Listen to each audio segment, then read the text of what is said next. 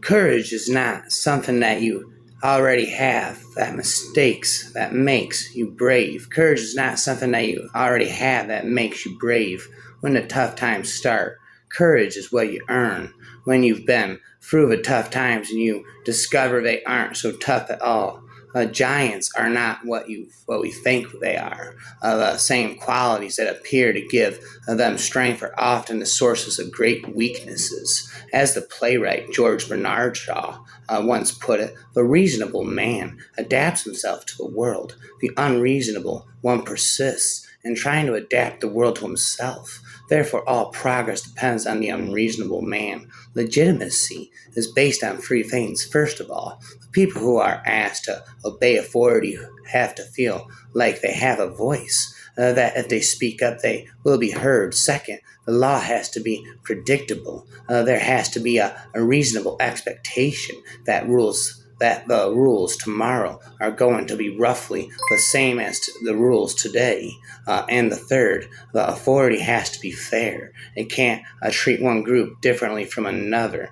It was not the privileged and the fortunate who took, and the Jews in France. It was the marginal and damaged, which should remind us that there are real limits to what evil and misfortune can accomplish. If you take away the gift of reading, you create the gift of listening. If you bomb a city, you leave behind death and destruction, but you create a community. You create a community to promote misses. If you take away a mother or a father, you cause suffering and despair. But one time in 10, out of that despair raises an indomitable force. You see the giant and the shepherd in the valley of Allah, and your eye is drawn to the man with sword and shield and the glittering armor. But so much of what is beautiful and valuable in the world comes from the shepherd, who has more strength and purpose than we ever imagine.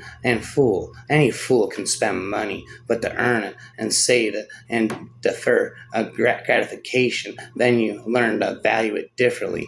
What is learned? What is learned?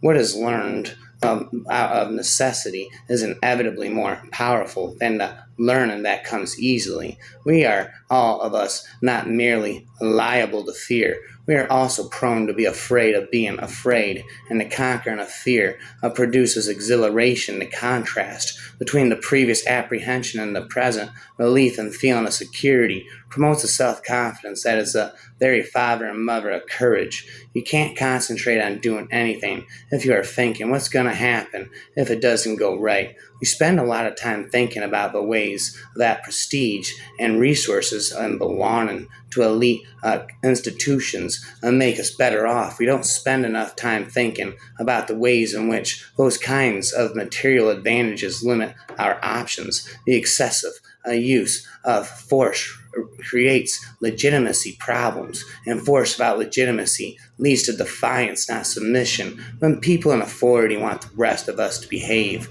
it matters first and foremost how they behave. There is a set of advantages that have to do with material resources, and there is a set that have to do with the absence of material resources. And the reason underdogs win as often as they do is that the latter is sometimes every bit the equal of the former. Much of what we consider valuable in our world arises out of these one-sided conflicts, because the act of facing overwhelming odds produces greatness and beauty. We have become obsessed with what is good about small classrooms and oblivious about what also can be good about large classes. It's a strange thing, isn't it, to have an educational philosophy that thinks of the other students in the classroom with your child as competitors for the attention of the teacher and not allies in the venture of learning. Innovators need to be disagreeable by disagreeable. I don't mean obnoxious or unpleasant. I mean that on that fifth dimension of the Bain 5 personality inventory, agreeableness, they tend to be on the far end of the continuum. They are people willing to take social risks to do things that others might disapprove of. When people in authority want the rest of us to behave, it matters first and foremost how they behave. This is called the principle of legitimacy, and legitimacy is based on free things. First of all, the people who are asked to obey authority have to feel like they have a voice, and have to feel like they have a voice that if they speak up, they will be heard. Second, the law has to be predictable. There it has to be a reasonable expectation that rules tomorrow are going to be roughly the same as the rules today. And third, the authority has to be fair. It can't treat one group differently from another. All good parents understand these free principles implicitly. If you want to stop little Joni from hitting his sister, you can't look away one time and scream at him another. You can't treat his sister differently when she hits him. And if he says he really didn't hit his sister, you have to give him a chance to explain himself. How you punish is as important as the acting of punishing itself. How you punish is as important as acting of the punishment itself. What the Israelites saw from high on the ridge was an intimidating giant. In reality, the very thing that gave the giant his size was also the source of his greatest weakness. There is an important lesson in that for battles with all kinds of giants, the powerful and the strong are not always what they seem. For every remote miss who becomes stronger, there are countless near misses who are crushed by what they have been through. There are times and places, however, when all of us depend on people who have been hardened by their experiences. The scholars who research happiness suggest that more money stops making people happier. At a family of income of around $75,000 a year, after that, what economists call diminishing marginal returns sets in. If your family makes $75,000 and your neighbor makes $100,000, an extra $25,000 a year means that your neighbor can drive a nicer car and go out to eat slightly more often, but it doesn't make your neighbor happier than you or better equipped to do the thousands of small and large things that make for being a good parent. Much of what is beautiful and valuable in the world comes from the shepherd, who has more strength and purpose than we ever imagine. The reasonable man adapts himself to the world. The unreasonable one persists in trying to adapt the world to himself. Therefore, all progress depends on the unreasonable man. Some pretend to be rich, yet have nothing. Others pretend to be poor, yet have great wealth. A woman who walks away from the promise of power finds the strength to forgive and saves her friendship, her marriage, and her sanity. The world is turned upside down. Capitalization learning.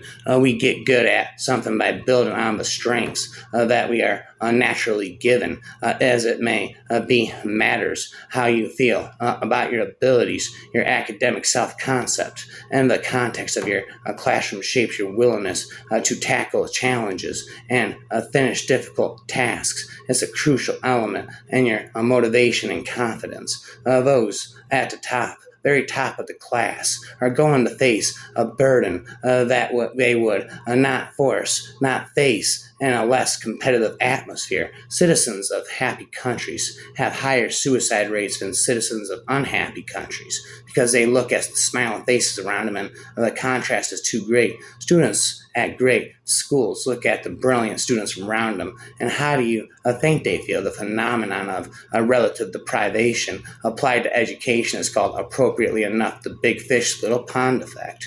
The more elite but an educational institution is, the worse students feel about their own academic abilities. Students who would be at the top of their class at a good school can easily fall to the bottom of a really good school. Students who would feel that they have mastered a subject at a good school can have the feeling that they are falling farther and farther behind in a really good school, and that feeling as subjective and ridiculous and irrational.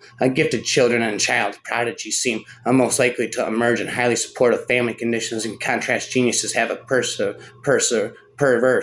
tendency of growing up in more adverse conditions. So why don't Americans cheat? Because they think that their system is legitimate, have infinite ways of spitting it. People accept their authority when they see that it treats everyone equally, when it is possible to speak up and be heard, and when there are rules in place that assure you that tomorrow you won't be treated radically different from how you are treated today. Legitimacy is based on fairness, voice, and predictability, and the U.S. government, as much as Americans like to grumble about it, does as does a pretty good job of meeting all free standards. I returned and saw under the sun that the race is not to be swift to the swift, nor the battle to the strong, and neither yet bread to the wise, nor yet riches to men of understanding, nor yet favor to men of skill, but time and chance happeneth to them all. The contrast between the previous apprehension and the present itself,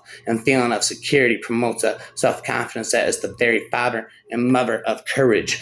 Think, for example, has a higher suicide rate of countries whose citizens declare themselves happy, have such Switzerland, Denmark, Iceland, the Netherlands, and Canada, or countries like Greece, Italy, Portugal, and Spain, whose citizens describe themselves as not very happy at all. Answer the so-called happy countries. It's the same phenomenon as the military police and the air corps. If you are depressed in a place where most people are pretty unhappy, you compare yourself to those around you, and you don't feel at all that bad. But you can imagine how difficult it must be to be depressed in a country where everyone else has a big smile on their face. Carolyn Sachs' decision to evaluate herself, and by looking around her organic chemistry classroom, was not some strange and irrational behavior. It is what human beings do. We compare ourselves to those in the same situations as ourselves, which means that students in an elite school accept perhaps. I have infinite imagination, spent an equation. I have infinite childlike imagination, an equation. I have the fountain of youth. I'm speaking to you. Courage is not something that you already have that makes you brave when the tough times start. Courage is what you earn when you've been through the tough times and you discover they aren't so tough at all. David, you never have to grow up because you have no kids yourself, spitting raps on the shelf. No. It is a strange thing, isn't it, to have an educational philosophy that thinks of the other students in the classroom with your child and as competitors for the attention of your teacher and not allies in the adventure of learning. People are ruined by challenge, economic lives, but they are ruined by wealth as well as because they lose their ambition and they lose their pride and they lose their sense of self-worth. I have infinite supreme knowledge. Again, that hurts.